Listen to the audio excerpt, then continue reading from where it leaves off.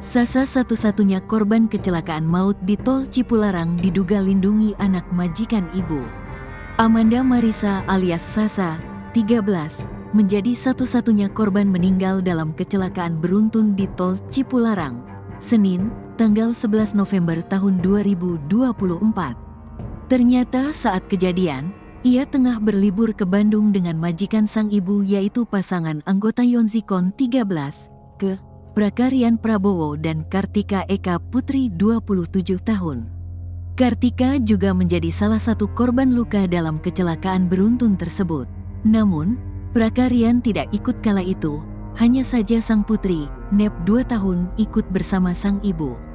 Keluarga Sasa menduga, saat kejadian ia tengah melindungi Nep yang duduk di bangku tengah mobil bersamanya. Pasalnya, Sasa memiliki bekas memar di punggungnya. Sementara anak dari majikan ibu Sasa dalam kondisi baik-baik saja.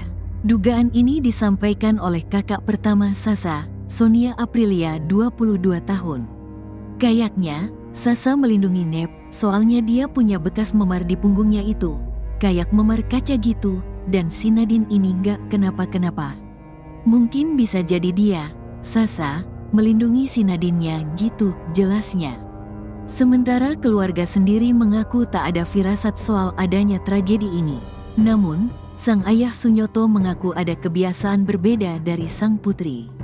Dikatakannya, sebelum berangkat ke Bandung, Sasa meminta es krim. Sasa juga berjanji kepada keluarganya jika dirinya akan melindungi NAP. Saya bilang, udah, minta aja es. Abis minta es McD, dia minum, terus tidur. Terus, pas tidur itu saya bangunin, saya suruh jajan, ungkap Sunyoto. Iya, dia mau pulang sekolah, McD, hampir ke McD, minta jajan, saya bilang udah minta aja es. Dia minta es, McD, minum, dia tidur. Terus, pas tidur itu saya bangunin, saya suruh jajan, dia main dah tuh, minta izin pak, mau main dulu ah. Si Sopani belum pulang, udah ntar kalau Sopani pulang bareng. Nah di jalan si Sasa ngomong, Pak Sasa mau jagain Nadine. Itu kapan? Hari Jumat sebelum kejadian. Iya. Oh itu izin Allah bilang mau jagain Nadine. Iya. Itu pesan terakhir dari almarhum pak? Terakhir iya. Itu bapak tapi pas bilang mau jagain Nadine, bapak bilangnya gimana saat itu jawabnya balas? Ya saya bilang ya udah. Nggak apa-apa, dibilang. Biasa kayak gitu. Orang biasa kan, 2 kali 3 kali tuh. Cuma baru ada kabar soal kejadian Tol Cipularang di kecelakaan beruntun dan salah satu korban yang meninggal kan disebutkan Salsabila umur usia 13 tahun dan itu alamatnya kan disebutkan pertama di asrama yang cuma 13. Iya. Nah ini boleh diceritain nggak sih Pak kenapa si Salsa ini bisa berada di mobil itu awalnya gimana? Awalnya dari hari Jumat si ibunya ini kan Sasa ini emang ngomong anaknya si Nadine. Belum lama emang ngomongnya, tapi karena si ibunya ini udah cocok sama Sasa, jadi dia udah dianggap keluarga aja, kita juga udah anggap keluarga gitu. Dan di hari Jumat itu si ibunya ini minta izin kan ke saya untuk ajak Sasa ke Bandung, ke rumah orang tuanya, sekalian main, jalan-jalan gitu sama Nadine-nya. Terus habis itu saya juga nggak bisa ngizinin gitu, langsung saya bilang aja sama dianya, coba aja ibu hubungin mama dulu, boleh juga kalau ke Bandung gitu, soalnya kan jauh gitu kan. Terus mama juga dihubungin, akhirnya bisa, tadinya nggak bisa dulu tuh dihubungin, sempat lama dulu, terus dihubungin dan si ibunya ini cuman bilang mau jalan-jalan sama Sasa, dia belum ngomong mau perginya ke Bandung, jadi sama mama dibolehin. Terus habis itu dan dia janjiinnya pulang di hari Minggu karena hari Seninnya anak-anak pada sekolah kan ya.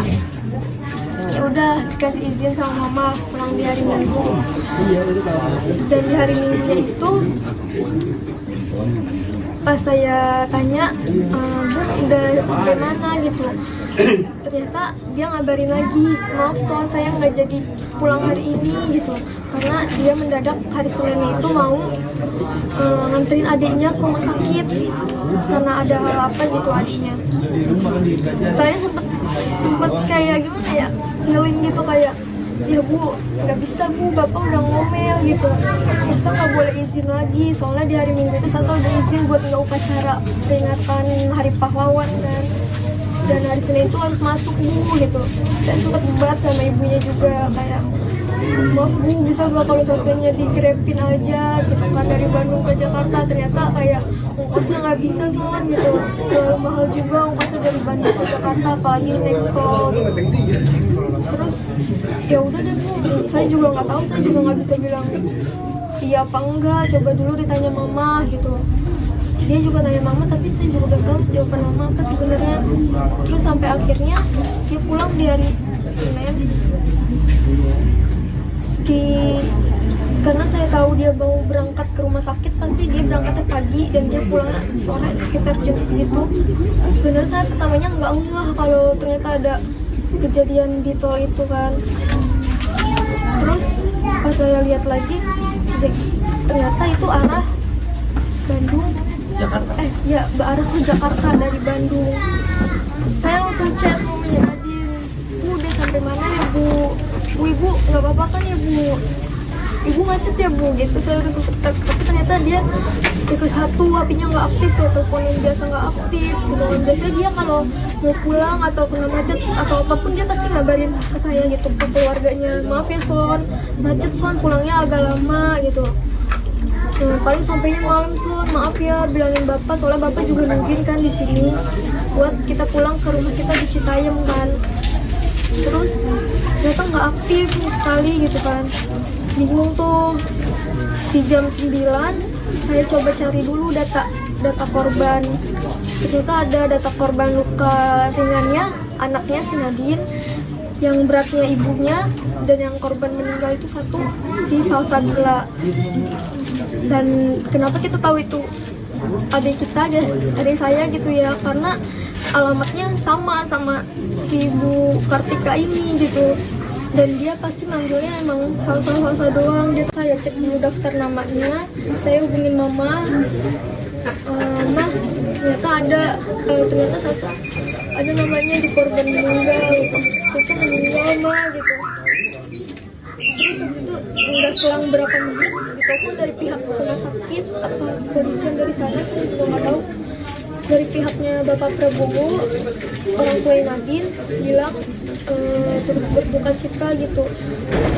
Terus dia konfirmasi lagi lewat foto, bener gak ini foto keluarganya, dan iya benar gitu. Terus dia baru ngabarin, pihak sana baru ngabarin gitu. Kalau saya baru ngabarin lagi ke keluarga. Itu jam berapa? Pas Jam 9 itu udah malam kita tahu. Nah itu pas dikabarin itu jenazah si almarhumah ini sudah dibawa ke rumah sakit berarti? Sudah dibawa ke rumah sakit karena kita dapat fotonya, itu foto udah di rumah sakit, si ibunya udah dalam penanganan, si Nadine juga udah ditanganin dikasih susu sama perawat sana mungkin, dan Sasanya udah lagi di otopsi mungkin sama perawat sana. Nah terus saat ini almarhumah itu apakah masih ada di rumah sakit atau sudah dimakamkan atau gimana? Udah dimakamin tadi.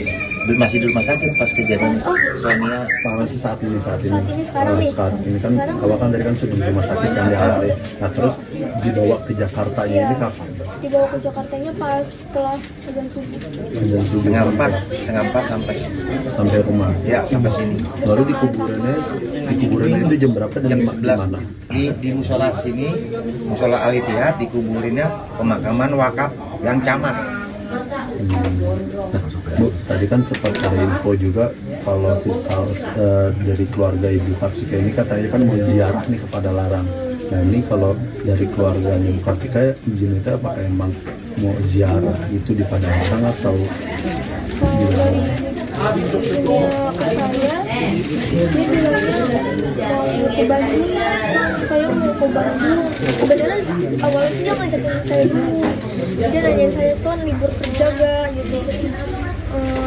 Enggak bu, saya masuk gitu. "Oh, kalau adik kamu gimana, Son?